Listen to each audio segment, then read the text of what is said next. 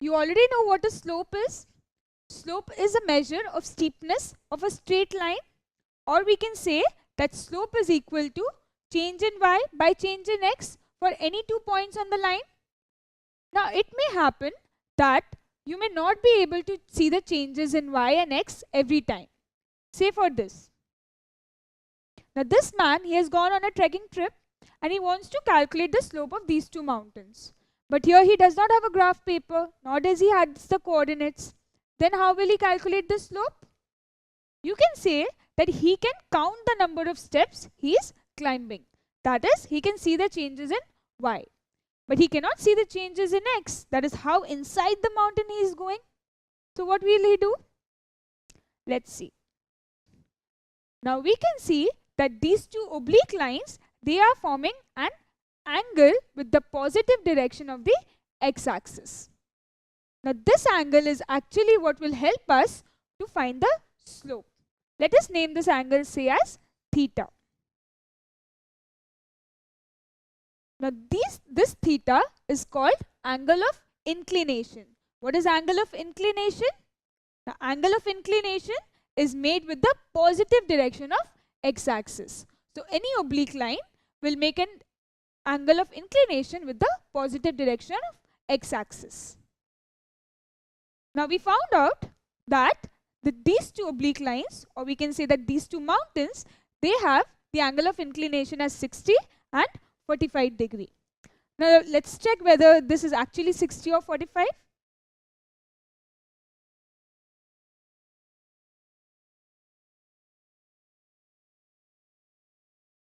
Well, yes, this mountain is actually 60 degree and this is almost 45 degree.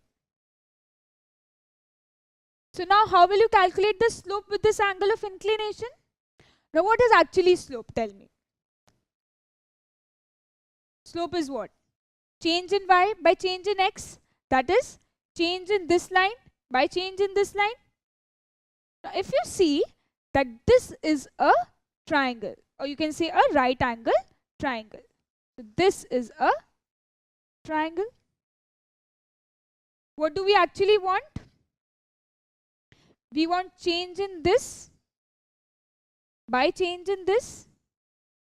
Or you can say that if this is a right angle triangle, we want the perpendicular by the base. So which trigonometric function helps us calculate that perpendicular by base? That is tan theta. So tan theta is actually what gives us perpendicular by base. That means if we calculate tan theta for this 60, that is tan 60, it will give us the change in this by this. So we will use this tan theta to calculate the slope for us. So what is tan theta? What will take theta here? 60. So tan 60 will give us the slope. So tan 60 is root 3. So without actually subtracting y2 minus y1 by x2 minus x1 or taking out the coordinates of these mountains, we simply found out the angle of inclination, and using the tan trigonometric function, we found out the slope.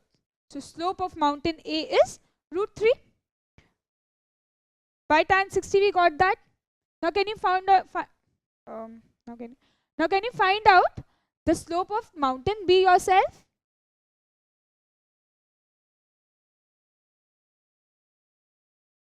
Now we know that we can find out the slope by using the trigonometric function tan.